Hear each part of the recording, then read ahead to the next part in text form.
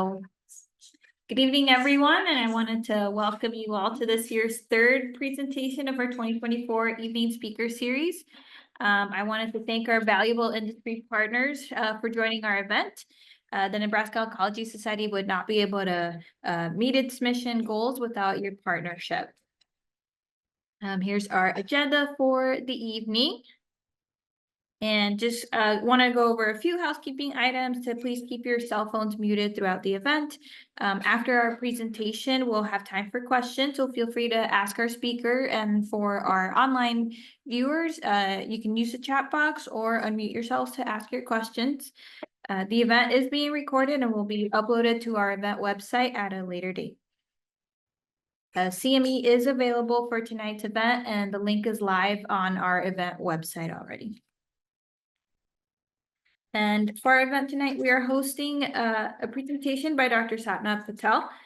Dr. Patel is a renowned melanoma oncologist and clinical investigator who recently joined the University of Colorado Cancer Center with over 16 years of experience from MD Anderson Cancer Center. She now leads the cutaneous oncology program and holds the Dr. William Robinson Endowed Chair in Cancer Research. Dr. Patel is recognized for her groundbreaking work in melanoma, particularly her leadership in the SWOG S1801 trial, which revolutionized the standard of care for skin melanoma. Returning to Colorado, where she completed her residency, Dr. Patel is dedicated to advancing cancer research and patient care. Her work not only transforms treatment options, but also aims to build a premier skin cancer center in the Rocky Mountains, reflecting her deep commitment to improving outcomes for melanoma patients. Thank you, Dr. Patel, and welcome.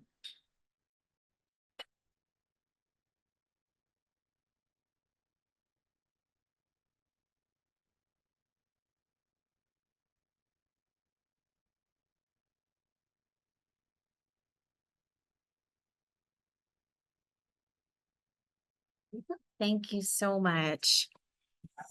All right. Thank you to, I'm just gonna move this the other way. I asked for it and then I don't want to use it because it's like a step stool. I know. It's not exactly what I had in mind, but it's all fine.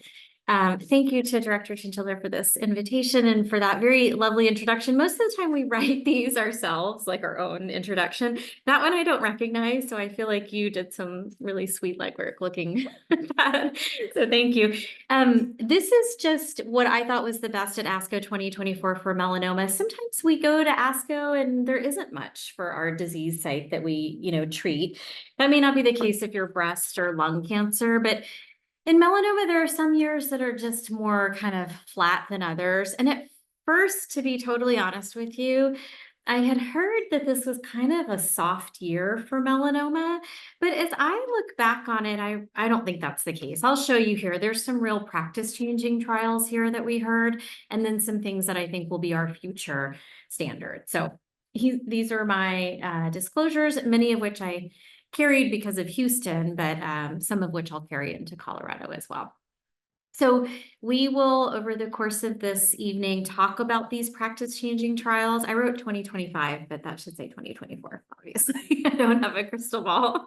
And then we will talk about this idea of neoadjuvant or in SWOG, what we studied was really perioperative therapy for resectable melanoma. And then we have our longest term survival data from an adjuvant study. So we can look at that and sort of think of where we are in the adjuvant landscape. It's a little bit of, do we treat now or treat later? Adjuvant by definition is treating more people than you need to. So should we reserve treatment for people who maybe metastasize later? We'll see. So just some pre-test questions. This is a true or false that there are no, okay, I just realized I wrote these questions. Okay, so this is a good question. I think my answer slide might not be accurate. There are no randomized phase 2 or 3 trials in melanoma to support the use of neoadjuvant therapy over adjuvant therapy. I mean, the idea is neoadjuvant therapy was studied in a lot of diseases and a lot of places as single arm, proof of concept things. And the question is, have you really tested it in a randomized fashion? So true or false? or randomized phase 2 or 3 data in melanoma? Here's question number 2. The Combi AD study, this is one of our adjuvant trials, has 10 years of follow-up. So it's one of our longest adjuvant trials reporting follow-up. It shows a benefit with the use of adjuvant targeted therapy, in this case, dabrafenib, trametinib, over placebo in resected stage 3 melanoma in which of the following endpoints? So is it recurrence-free survival, overall survival? Is it both RFS and OS? Is it neither? Or is it objective response rate? So we'll go through that. And then relativity 048. So this was a phase 1/2 study. This is a study we waited nearly 5 years for the results of. The median follow-up was 49 months or so. So we waited a really long time for these results. This was a phase 1/2 study of checkpoint inhibitors for metastatic disease, but which checkpoint inhibitors was it? Was it nivolumab, relatlimab, ipilimumab, atezolizumab, Vemcobi, pembro-ipi, pembro-vibostolimab, or pembro and this mRNA vaccine? So we'll go through some of this. And then the final pretest question is about Keynote 942. This was a randomized phase 2 study comparing pembrolizumab in the adjuvant setting to which of the following regimens? So was it compared to neoadjuvant pembrolizumab or adjuvant ipi, adjuvant relatlimab, adjuvant targeted therapy, dabrafenib, trametinib, or adjuvant mRNA vaccine plus pembrolizumab? So I'm going to take you through my top 5 highlights for melanoma, and then I'll go through some honorable mentions. So the number one, I mean, without a doubt, was the plenary session. So this was the NADINA trial. This was neoadjuvant nivolumab ipi versus adjuvant nivolumab. This is in resectable stage 3. This was considered a randomized phase 3 trial. Just to note that not all randomized phase 3 trials have registrational intent. So not all of them have sort of the data control or even the FDA stamp of approval that if you are positive, we will accept this. This happens to be one of those, mainly because it was developed overseas. So it was a mostly European, Australian study. They came to a lot of US sites, but because this was not industry funded, it was investigator initiated, there was no funding. And you know what happens when they come to you and say, hey, would you like to run this trial? And you say, sure. How much will we get per patient that we put on? And they say 0. You'll get 0. And in fact, you'll spend money to, hire your research staff to run this trial. It's a hard sell. And so we approved it down at MD Anderson in Houston more than 2 years ago. We never opened because the MD Anderson powers that be will not let you open a trial for free. They want to see some funding. And despite this being nivolumab, ipilimumab, there was no pharmaceutical funding behind this. So there was no money here. This was all investigator initiated, which is sort of to the point of why this is becoming a difficult landscape. So this was the trial design. So it was essentially, let me just make sure I have the pointer here, neoadjuvant therapy versus adjuvant therapy. So let me take you through it. Resectable stage 3, untreated, so never seen a PD-1, never seen a BRAF/MEK in any type of setting. So this is essentially de novo stage 3 or recurrence without prior therapy to stage 3. And they received ipi-nivo at this, what we call flipped dosing. So the low dose of ipi, the higher dose of nivo. The FDA, in the US, we have the luxury of using both the FDA approved dose and this inverted dose. But it should be recognized that this is not a dose that you would have access to in Europe or in the UK or in Australia outside of a clinical trial. So their regulatory bodies have approved the full dose of ipi with a lower dose of nivo, but not this inverted dose. So they gave 2 doses of this inverted dose. And this was based on an earlier study where they figured out the optimal dose. It's called the OPASSIN trial. They said, is it full dose ipi-nivo? Is it inverted dose ipi-nivo? Is it sequential ipi-nivo? And from that, they determined it was this inverted dose. So 2 cycles of inverted dosing. And then they took these melanoma patients to a therapeutic lymph node dissection.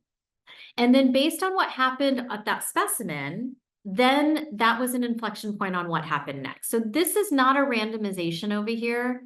And that's important to look at. This is partly why the FDA wouldn't look at this as a definitive trial, is because this part here is not randomized, it is personalized.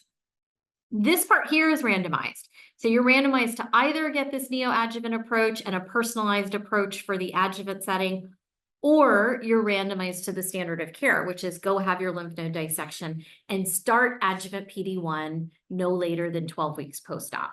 That's the standard of care arm. What happened in this neoadjuvant arm is if you did therapeutic lymph node dissection and the pathologist at central review, it was actually at local review, but because it was at so few hospitals, you could consider it central review. The central pathologist had trained these, 6 Netherlands hospitals and the 6 Australian hospitals and the one site in the US that was able to get up and running. They were able to train them to read these specimens per International Neoadjuvant Melanoma Consortium criteria. And if they read it and said, this is a major pathologic response, less than 10% viable tumors in what I think is the tumor bed. And I say it like that because the pathologist is guessing. When this whole thing starts, when the patient has stage 3 melanoma with bulky lymph nodes, the pathologist has no idea the size of the tumor bed because the specimen they receive is after therapy when everything is shrunk down. So they're estimating a tumor bed that could be a lot smaller than actually where it started. So this pathologic response, I think a really truthful pathologist will tell you it's an estimate. There's no way they can be dogmatic about what they're reading. But when you have less than 10% viable tumor cells in what they think is the total tumor bed, then these patients were completely finished, no adjuvant therapy. So essentially they were finished with their regimen at 6 weeks. Whereas in comparison to that standard of care arm, it's surgery and then a year of adjuvant therapy. These patients were done at 6 weeks. If you had anything less than a major pathologic response, so 10% or let's say 11% viable tumor cells or more, all the way up to 100% viable tumor cells, then you needed adjuvant therapy. And here, if you had a BRAF mutation, you were forced to switch to targeted therapy in the adjuvant setting. The argument being that this strong combination in the neoadjuvant didn't work for you, you have a BRAF mutation switch versus adjuvant PD-1 if you were BRAF wild type. Now that also is another type of inflection point, if you will. That means people in this pink box got 2 different types of treatment depending on your mutational status. That's personalized, that's not randomized. So that's just another difficulty with the interpretation of this study. But broad strokes, this was a study of neoadjuvant therapy versus adjuvant therapy. So they enrolled 485 patients.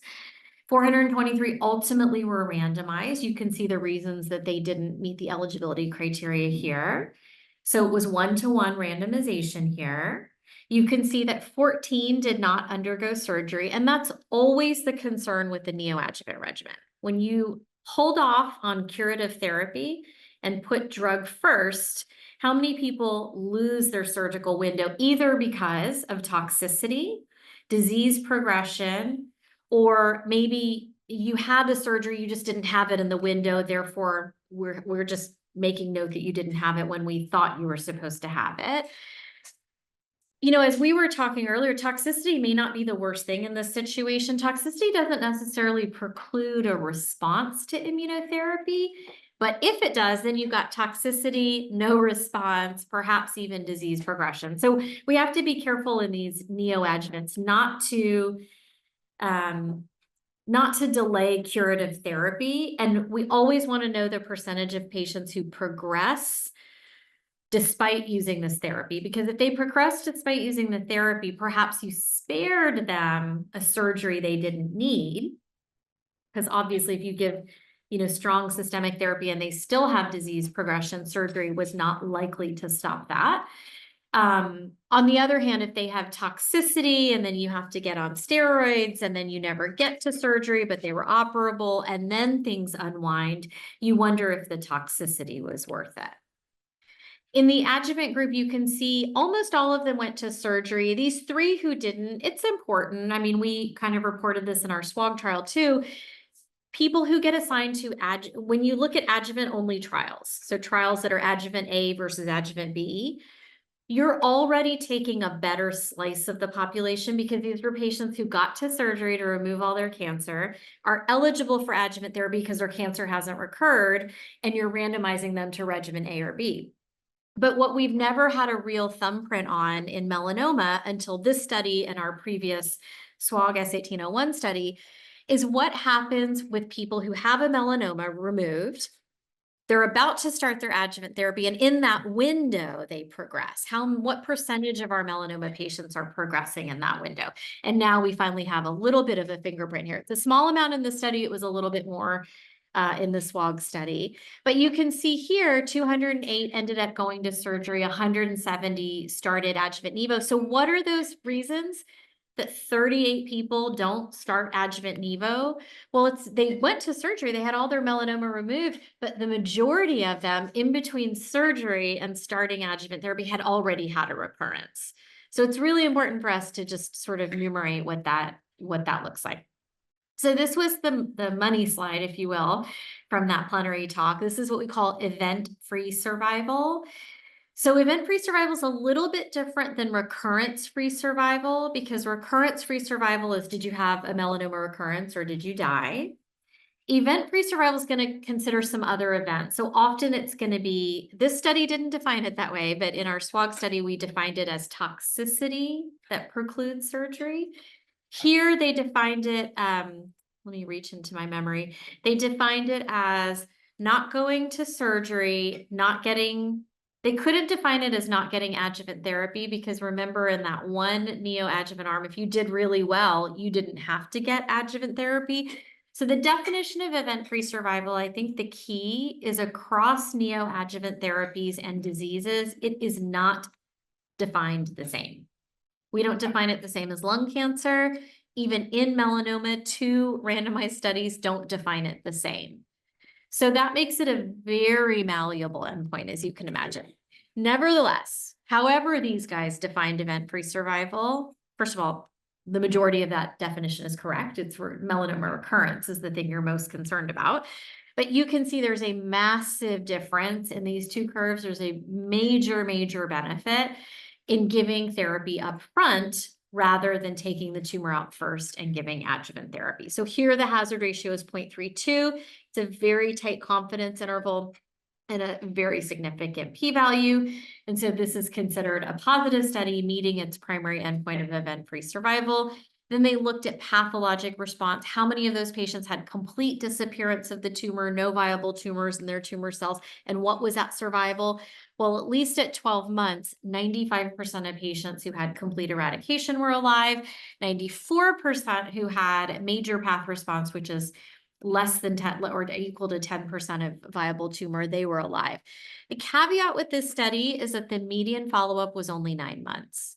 So we just want to be careful, because obviously at 9 months of follow-up, we're making these landmark assessments at 12 months here, but you can see we're talking about a handful of patients of a 400 patient trial.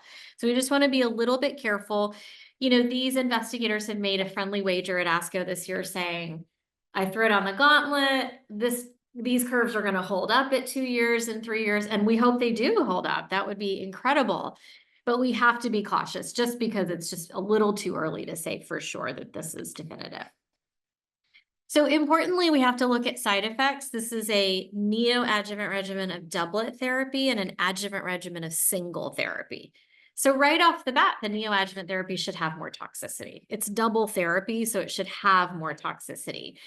So any adverse event, it was 96% versus 93%. It had more grade 3-4 adverse events. That would be expected. No grade 5 events on the neoadjuvant arm, which is great to hear.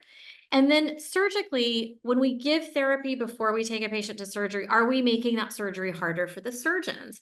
This was a conversation we heard loads about 6-7 years ago. The surgeons would say, we can cure the patients, you're delaying our scalpel, and you're going to inflame that tumor bed. You're going to make it so much harder for us to do surgery.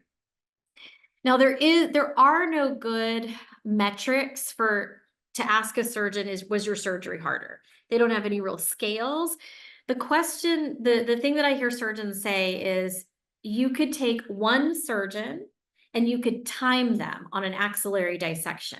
And if they are roughly, say, 25 minutes on an axillary dissection, but after neoadjuvant therapy, it's 35 minutes because they feel things are more stuck together or inflamed, then that could be a metric. But that's, as you can imagine, very subjective. It has to be reproducible in a single surgeon over and over. And so it's hard to kind of reproduce that or scale that. Having said that, it's important to recognize that, you know, the grade 3-4 adverse events for surgery were no higher having given drug first with combination therapy than going straight to surgery. So that's reasonable to see. And then with systemic, so with the immunotherapy related grade 3 adverse events, of course, it's going to be higher in the neoadjuvant arm. They got double therapy. So that's kind of expected.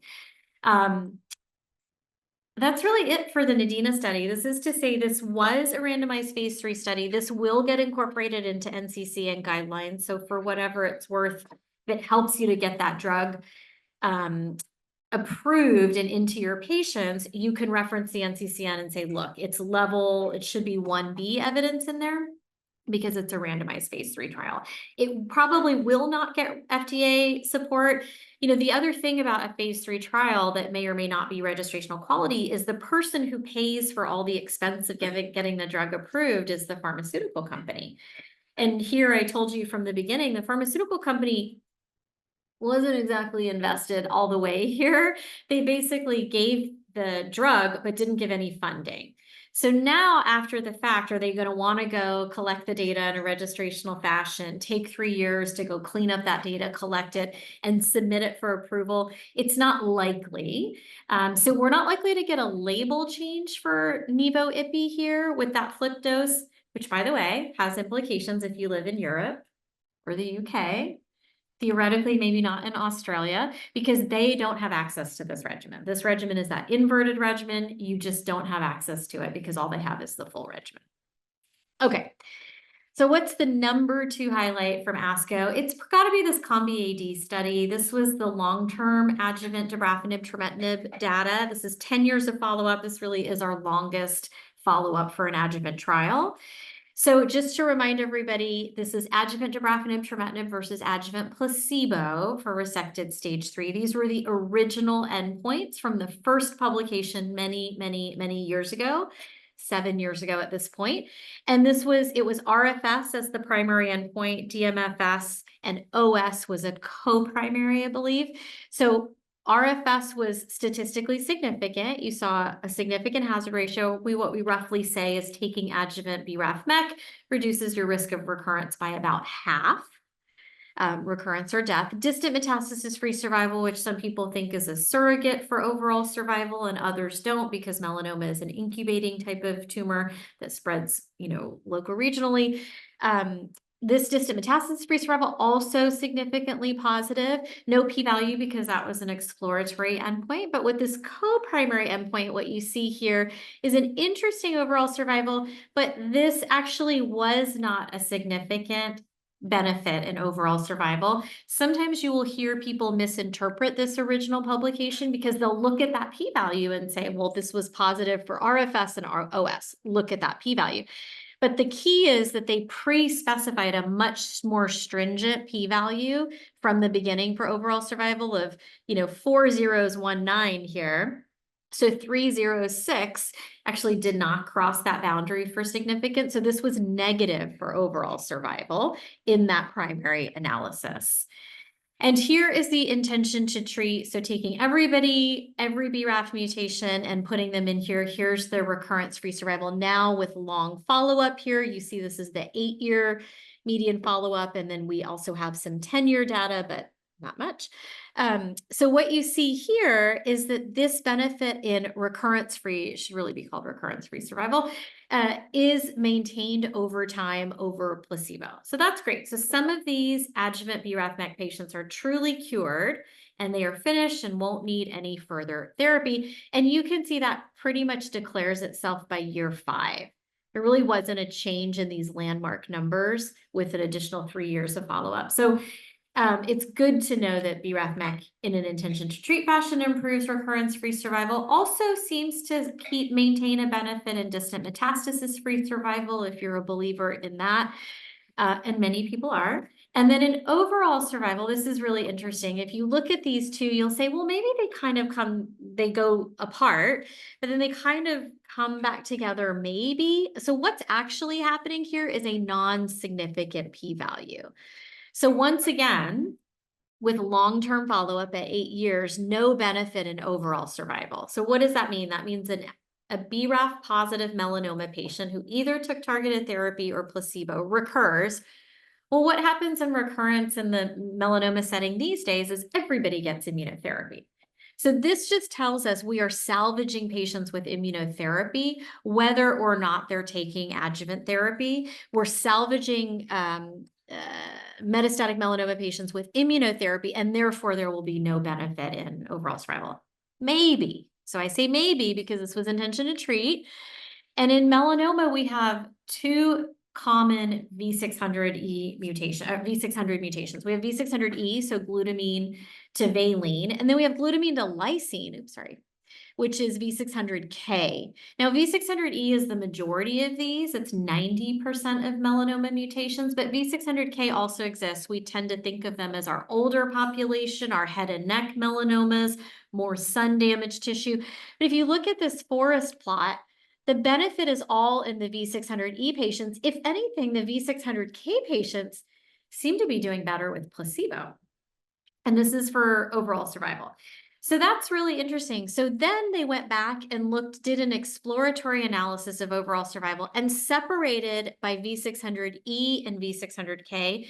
And when you do it by V600E only, and you take out those K patients, of which it's only about 10% of these patients, 44 patients out of this denominator of study.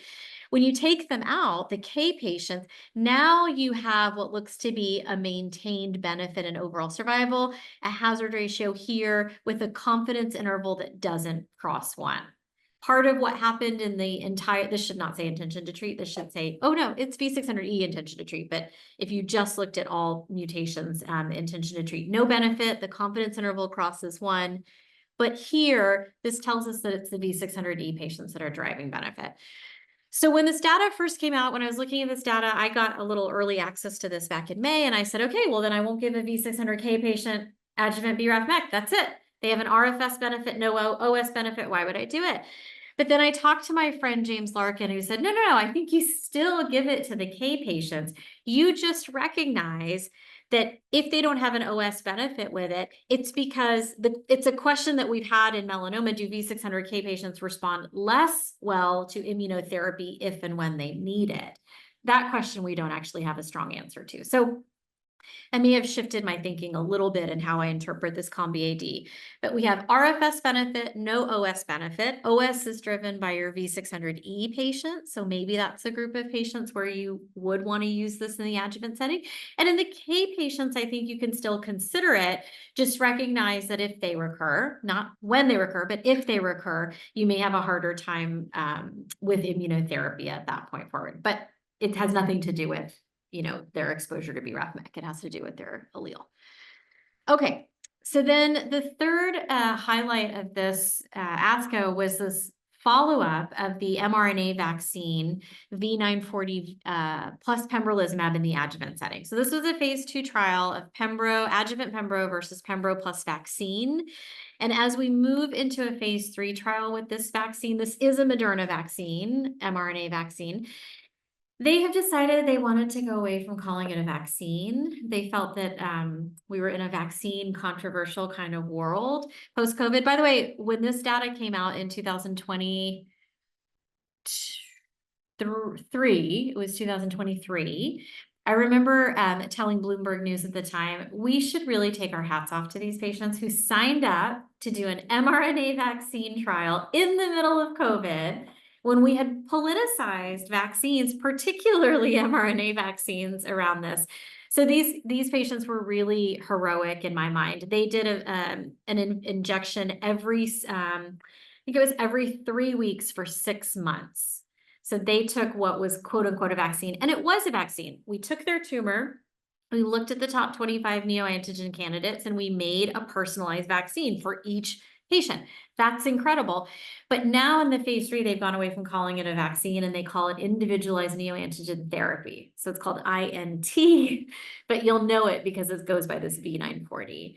But it's still an mRNA. Okay, so we heard this data for the first time at an AACR plenary in 2023, and this was just long-term follow-up. There were some concerns with the design of this trial that with longer term, this was not going to work out very well. And here's why. So the way the study was designed was 2-to-1 as a phase 2 trial. So twice as likely to get randomized to the vaccine plus Pembro versus adjuvant Pembro. And it's small numbers here. It was a 150 patient trial. So the idea was, sure, at the first report, you look pretty good, but over time, these patients will recur at similar rates or their survival will be salvaged by whatever happens at recurrence. So that was a concern. This was the first presentation. This is where you're seeing the curve stop, where you see this kind of interesting delta of 17% in recurrence-free survival. Then we heard at ASCO last year a little bit more follow-up, and then we heard this year, no, that may not have been ASCO last year, but we heard finally the 30-month or the nearly 3-year follow-up here. And surprisingly, this separation in recurrence-free survival, if anything, is getting bigger. So now there's a 19% absolute difference in recurrences between the vaccine Pembro arm and Pembro alone. Well, that's interesting. What about distant metastasis-free survival? Again, if you believe it, this is a surrogate for overall survival because you're having less distant recurrences. Well, at first it was a 14% absolute difference. That's increased to 20.6% at nearly 3 years of follow-up. And these p-values, by the way, are significant.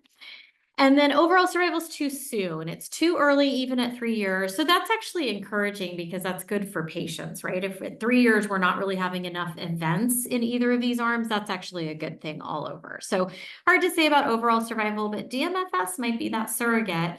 So stay tuned for that. So the mRNA vaccine looks very exciting. There is now a phase 3 trial underway globally. It actually is about to wrap up if it hasn't already, because it kind of enrolled like gangbusters after word of this. Okay, so the fourth highlight was this EBIN study. So what happens in melanoma is you get targeted therapy or you get immunotherapy. So it's a little different than kidney cancer, where you might combine a VEGF or a TKI with immunotherapy. In melanoma, it's either or. And so the question was always, why is it either or? If you have a BRAF mutation, why can't you touch both targeted therapy and immunotherapy? So SECOMBIT, sequential combination immunotherapy and targeted therapy, was a phase 2 trial run in Europe a number of years ago. And this trial studied that. SECOMBIT basically said, what if you start with BRAF/MEK, plan a switch to Ipi/Nivo, or you start with Ipi/Nivo and at progression switch to BRAF/MEK, or so that BRAF/MEK with the plan switch was what they called the sandwich arm. It was BRAF/MEK, you plan a switch at 8 weeks or 12 weeks to immunotherapy, and then you switch back at disease progression.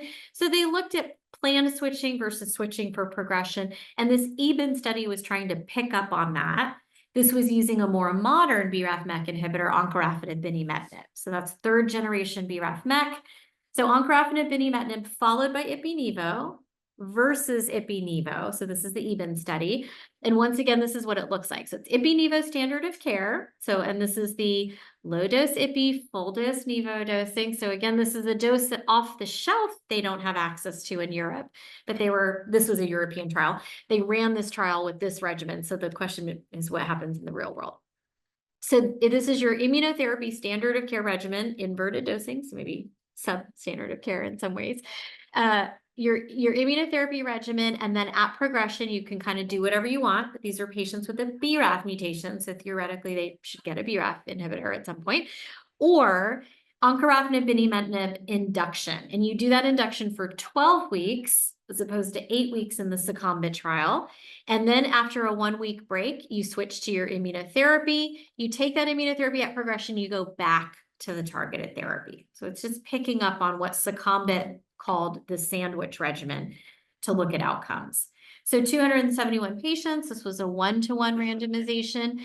Interestingly, here they looked at progression-free survival, which is not the wrong endpoint. But whenever you look at progression-free survival in therapies that have different kinetics, so targeted therapy works quickly, immunotherapy works slowly. Targeted therapy will work and then people will progress. So it'll work and then you'll have a progression in a lot of people. Immunotherapy will be too slow to work in a lot of people, but there will be a portion of people who it picks up. So whenever you have these different kinetics and you presume the curves will cross, a median PFS is actually the wrong statistical maneuver to do because your median can never be better if your curves cross. What they should have done is what they did in the DreamSeq trial, which was an ECOG-ACRIN trial. Similarly, studying a sequence approach, you need to choose a landmark. So if you were to say at 1 year or 2 years, we presume there'll be this much benefit in one arm or the other, a landmark PFS would have been better here. They chose median, so it's not surprising. Their median PFS is not significant. You see these curves clearly cross there. So their, median PFS is not going to be significant. It's a p-value of 0.36. It's a hazard ratio. I mean, it's messy because they use median. Now, if they had just picked a landmark, even if you choose a landmark after the curves cross, which is what DreamSeq ended up doing, it was a 2-year overall survival, you can still have a positive outcome. But here it's really hard to make sense of this curve. And so just go past it. Objective responses, it's important to look at. If you start with targeted therapy, are you going to have more responses? Numerically, you will. But what's really important in melanoma is really how durable these responses are. And then they showed this curve, which I found really interesting. This was saying when you have your first progression event in melanoma, whether you started with targeted therapy first or immunotherapy, where did you progress? And the really frightening thing here is this purple bar here. This purple is brain metastasis. So if you started with targeted therapy first, a greater proportion of those patients who started with targeted therapy ended up with brain metastasis than if you started with immunotherapy. So that's a little bit striking. It's hard to know really what to make of this because these progression numbers are still somewhat moderate, but that's a little bit concerning, unfortunately. Okay, and then the fifth and final trial is Relativity 048. This is the trial we feel like we've been waiting a really long time for. This started before the pandemic. We've been waiting this whole time to see these results. This is triplet immune checkpoint inhibitor. We've had triplet therapy in melanoma before, but it was BRAF, MEK, PD-1. So that's not the triplet we're talking about here. We're talking about triple checkpoint inhibitor. So, what would the toxicity be? That was always the question. Small study run out of Europe, 46 patients only. It was phase 1/2. Essentially, it was this fixed dose combination of Nivo-Rela. So 1 bag with 2 drugs in it, and then they infused the IPI. Now, this IPI dosing is really interesting. It's low dose IPI every 8 weeks. So it's really, really low dose IPI, basically 6 milligrams in a calendar year. That's as much as you would get with 2 infusions of induction IPI in the standard melanoma regimen. Here's the waterfall plot with triple therapy. It's a nice objective response rate. I don't know why I didn't total that for you, but it's a nice looking objective response rate. But the issue is we know with doublets, so with Checkmate 067, my friend James will say, oh, that's a 55%, 54% objective response rate. With Nivo-Rela, it's 44%. So you would have liked to have seen something more. I mean, this is ending up at 58% objective response rate. This triple checkpoint blockade, you would have liked to have seen something pushing into the 60s or 70s. For 58% objective response rate, what's the duration of benefit and is it worth the toxicities? That's the real question. This was striking to me, hence the exclamation point, progression-free survival per investigator assessed. So you can take that with a grain of salt. When it's centrally assessed, the radiologist will call this a little sooner, but progression-free survival with a median follow-up of 4 years, not yet reached. And just for point of reference, in the Nivo-IPI study, progression-free survival was, 11 months or 14 months. It was right around a year. With Nivo-Rela, that doublet, it was around 9 months. So here we are with triple therapy, and at 4 years, not even half of these 46 patients have progressed. I don't know, that's interesting, but with a massive caveat that that's 20 patients, Europeans for whatever that matters. What's interesting here is the safety. So the safety here, everybody had an event. Okay, that's expected.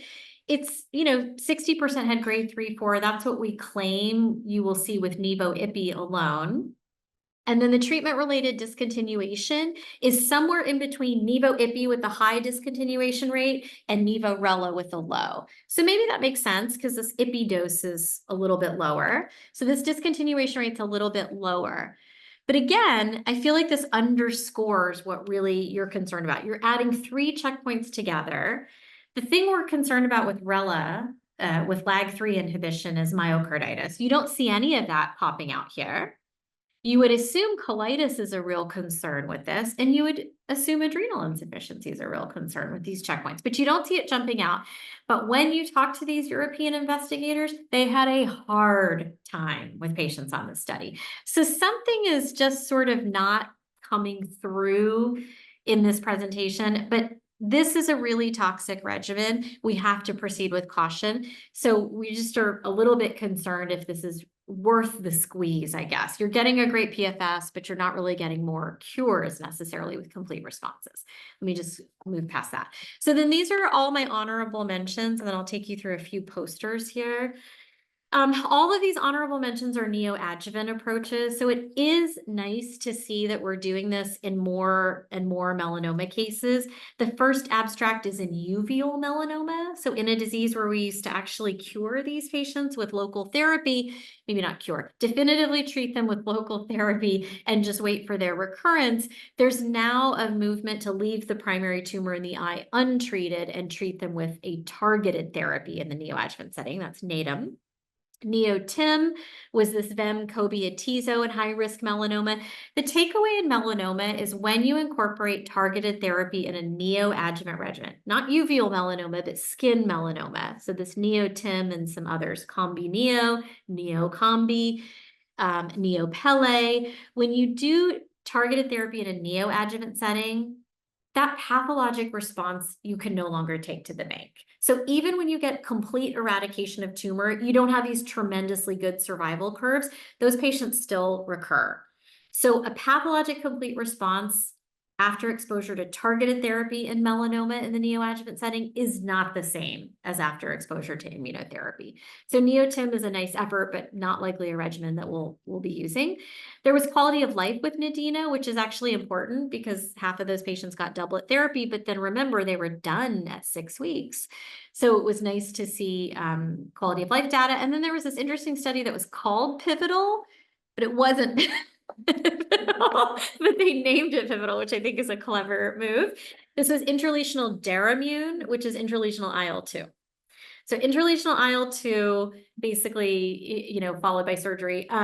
It was beneficial, but those patients also, if you talk to the investigators of this study, very difficult to manage those patients. Even though it was intralesional IL-2, it's difficult. You still get some systemic side effects from that. These are some posters. I don't expect you to be able to see it from here, but these are some genomic prediction studies, so prediction prognostic studies. That was an immunohistochemistry study that you can do on melanoma primary tumors. This is another one called the Merlin assay that looks at gene expression profiling, so RNA sequencing. And these studies will have some big presentations at ESMO this year, maybe seeing if their test in stage 1, 2 melanomas can predict which patients actually need adjuvant therapy. That would be very helpful.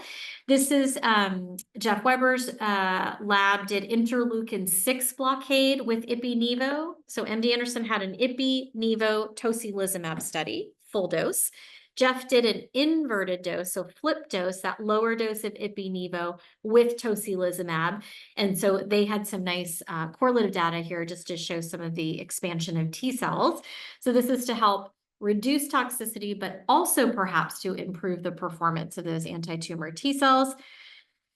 This is something called SCIBY1 from Scancell. It's a DNA plasmid vaccine that's trying to essentially drive T cell tumor responses by a DNA plasmid vaccine. So different than the Moderna, different than personalized vaccines. It's an interesting approach they're using.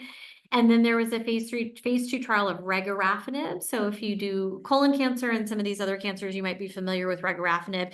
That has an interesting possible multi-kinase effect in melanoma. But back in the day when we study these multi-kinases, sorafenib and others, you'd see a tremendous amount of toxicity. So interesting that there was an early study looking at melanoma. There was also what happens after you have partial or complete remission to immunotherapy in melanoma. So we know it's a little bit what I call science of the obvious. So when you have a complete response, you do the best in melanoma. When you have a partial response, less best, stable disease, okay, and then progression, not so great.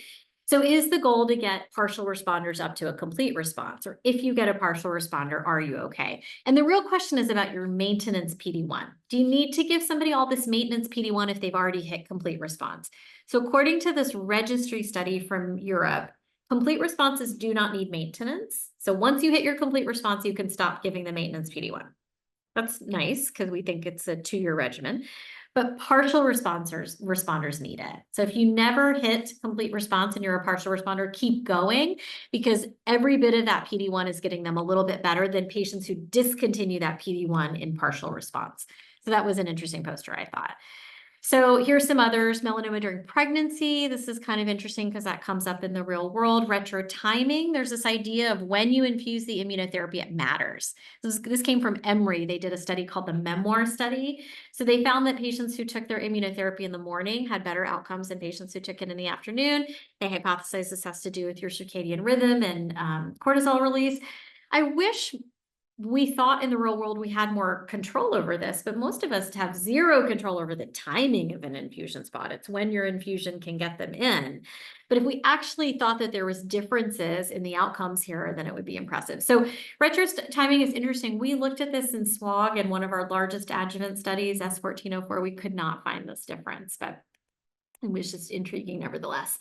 And then I thought this was interesting that there was an AI designed personalized neoantigen vaccine. So I pulled that poster just to look at it. But basically that's what the Moderna vaccine is. When you use, artificial intelligence to pick somebody's top 25 neoantigens, that's kind of what this does. And then this was adjuvant BRAF or adjuvant PD-1. So again, this idea of in melanoma, it's either or, but do we know the right choice here? So there was this real world study knowing that we'll never do, a randomized study of Coke versus Pepsi here. Is there a benefit in adjuvant BRAF/MEK or adjuvant PD-1? And the answer was they couldn't see a difference. So what do you choose for your patients? We really don't know. I think the adjuvant setting is the right time to use BRAF/MEK, but that, may not be for everybody. Okay, so just to summarize my top 5, Nadina, randomized phase 3 neoadjuvant, Combi AD, long-term adjuvant targeted therapy in melanoma, Keynote 942, neoadjuvant vaccine, not neoadjuvant, sorry, personalized vaccine plus Pembro in the adjuvant setting versus Pembro. EBIN is the induction Oncobeni followed by Ipi-Nivo, followed by back to Oncobeni at disease progression, and then Relativity 048 triple therapy in melanoma. So back to this, I realize now I answered this incorrectly. There are no randomized phase 2-3 trials to support the use. I think I said true. It's not true. It's false. There are randomized phase 2-3. The SWOG S1801 is the randomized phase 2 and Nadina is the randomized phase 3. I must have just written it backwards in my head. Combi AD with 10-year follow-up shows a benefit in which of these? It's RFS only. So no benefit in OS. And remember, we think it's because the benefit is only in the V600E population, but intention to treat, you don't see that benefit. Relativity 048, which immune checkpoint inhibitors? It's triple therapy of nivolumab, relatlimab, ipilimumab. So this is anti-PD-1, anti-LAG3, anti-CTLA4. And then Keynote 942, randomized phase 2 of which of the following regimens compared to adjuvant Pembro? It's adjuvant mRNA vaccine or individualized neoantigen therapy plus pembrolizumab.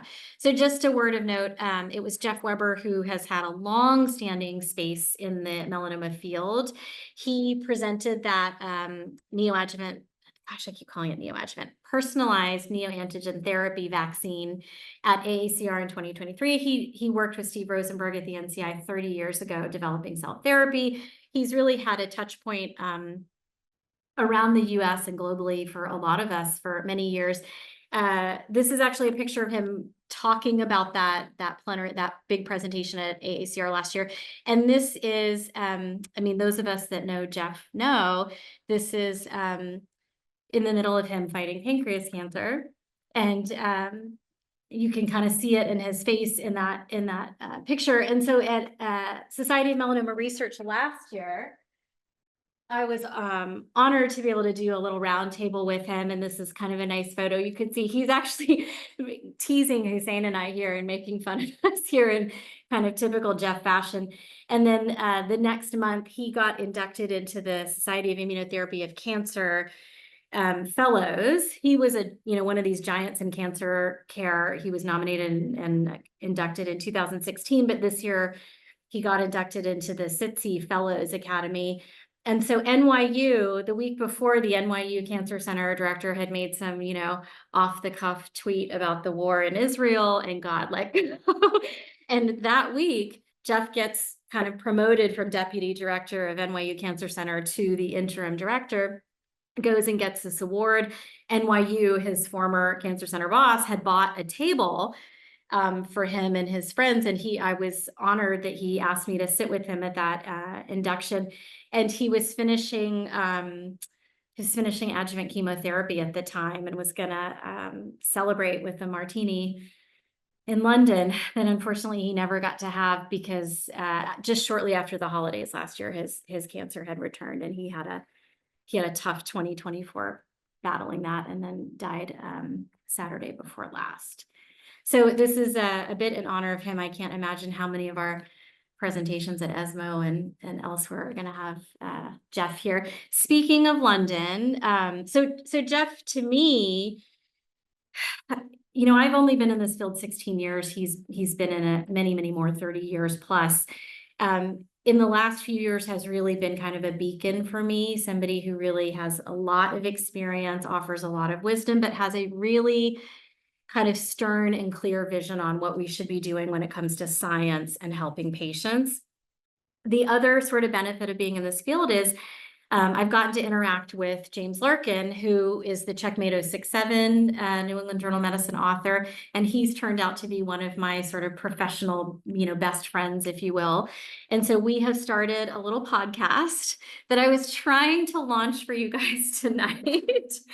But I was having issues. I was sitting up in my hotel room and then I went after tumor board, I was trying to launch this and I kept getting an error. We can't publish. So we've recorded 35 episodes for you guys where we talk through the sort of sentinel data in melanoma, Checkmate 067, Relativity 047, S1801, Nadina. And so Jeff was actually, he was one of our guests. He gave us a best of ASCO this year. And so it's a video podcast, but by all means, it's the audio content is just fine. But so this is one of Jeff's last interactions that we had. I actually emailed him the day before, 2 days before he died. He was still on clinical trial calls up until the end. James, as many of you guys might know who treat melanoma and kidney cancer, he's also a kidney cancer guru. He has some we counted the other day, 22 New England Journal of Medicine papers, some obscene number of papers, many of which he's first and senior authors for.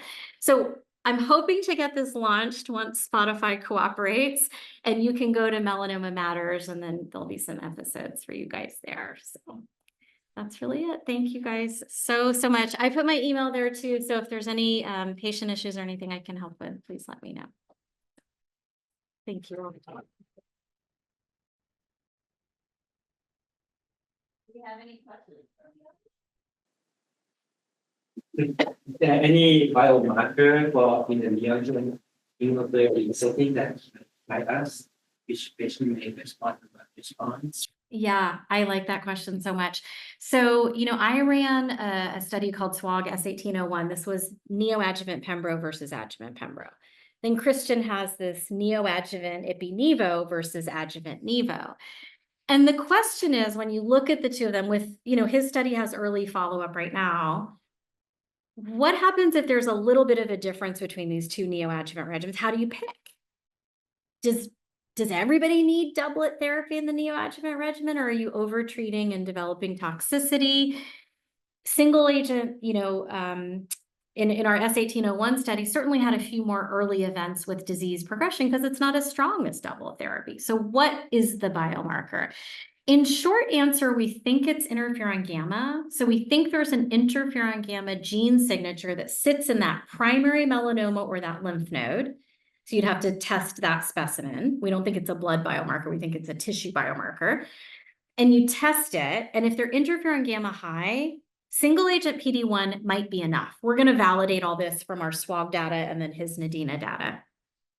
So if you're interferon gamma high, single agent PD-1, get to surgery, and then what you do in the adjuvant setting, we have to still sort out, I think. Our study, you would have still continued with adjuvant. If you're interferon gamma low, typically single agent PD-1 is not enough. And so double therapy might be what you need there. So that might be the portion of patients. And what percentage of that? We think 60 to 70% are interferon gamma high at baseline. So there's going to be about 30% who need something else. So maybe they need ipi-nivo NADINA regimen.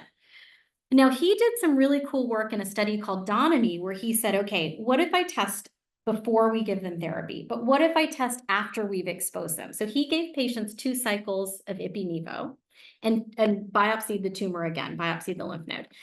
So you can imagine theoretically, there's 4 types of patients. There's patients who are interferon gamma low, who are low even after ipi-nivo. There's low patients who turn high after ipi-nivo. There's high patients who are high after ipi-nivo. And then what there is not, thank goodness, there's no high patients at baseline who lower their interferon gamma with checkpoint. If you're high, you have a highly active immune microenvironment. So there's really 3 categories, but theoretically there's 4, but there's 3 in reality. So in the low who turn high, whatever you gave them that turned them high, ipi-nivo presumably was enough. Then go to surgery and theoretically do whatever you do, based on that pathologic response. If you're high, single agent PD-1 is enough. The problem group is the low. You're low at baseline, you take ipi-nivo and you're low on treatment. What do you do there? And we think that's about 10% of these patients.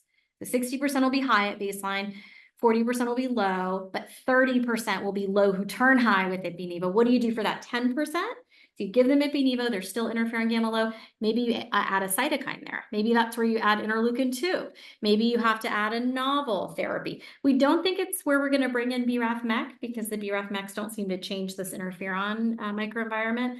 But that's the biomarker we're looking for. Circulating tumor DNA is just too unreliable right now in melanoma. It's too short-lived. It doesn't cover all of melanoma. So we think it's going to be a tissue biomarker, but we don't know right now.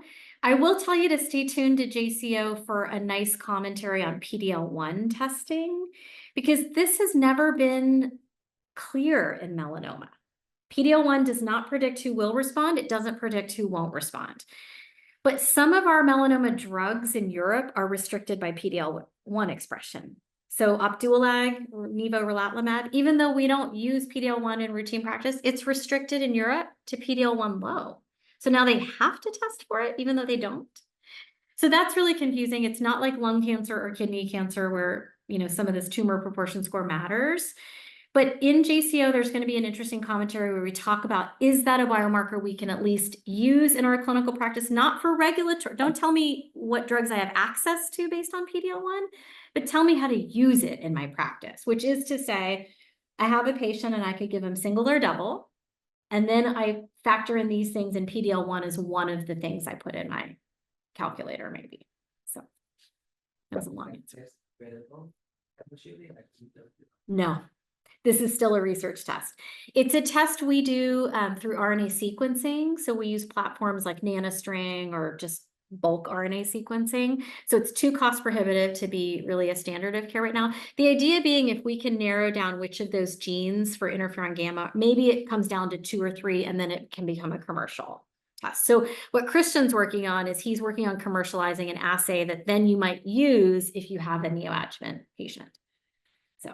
Are the commercial available, like NOS, EP53, we take that into account? Yeah, I mean, in the old days, we used to say NRAS patients did not respond as well to immunotherapy. This was the IL-2 days. You can't necessarily, and there was an IPI paper a long time ago that said if you have an NRAS mutation, you don't respond as well. That doesn't hold up in the modern era. So with the modern checkpoints, it doesn't work as well. If you look at subgroup analysis of CheckMate 067, patients with a BRAF mutation do exceptionally well to combination immunotherapy. So you have this BRAF mutation, but don't use the BRAF inhibitors. Go use combination, not single agent, but combination immunotherapy. And that seems to hold up in CheckMate 067 and some sort of weaker in Relativity 047. Yeah. Is IL-2 dead? No.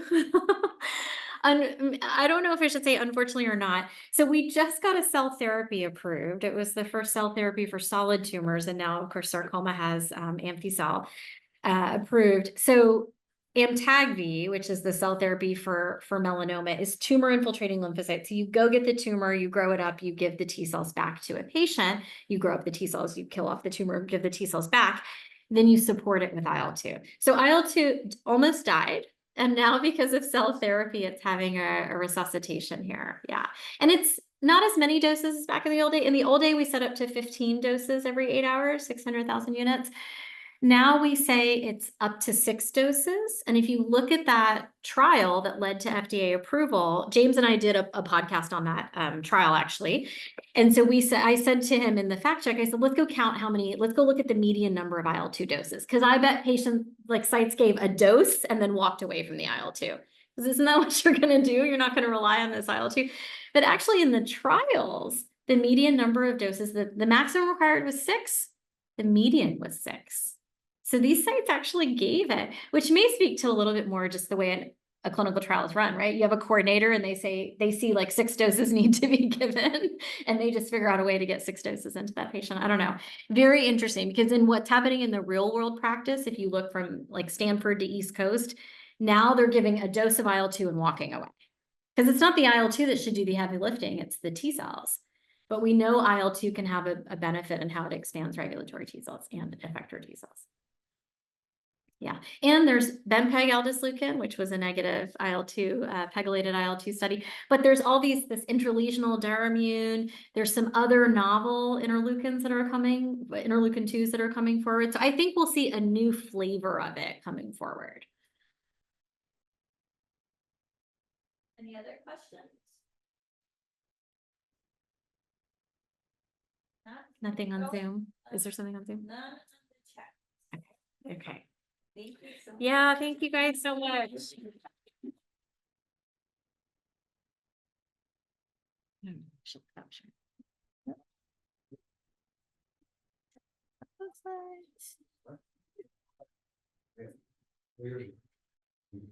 All right. Well, thank you so much, Dr. Patel, for sharing your time and expertise with us today. And I just wanted to share information about our future events for the rest of the year. We'll have our lung cancer evening speaker series on Thursday, November 7th. Same time, same place. And then our winter breast cancer symposium, tentatively February 8th is our goal date. Still waiting on a confirmation for that, but that is our date. And again, thank you so much. Have a good night, everybody.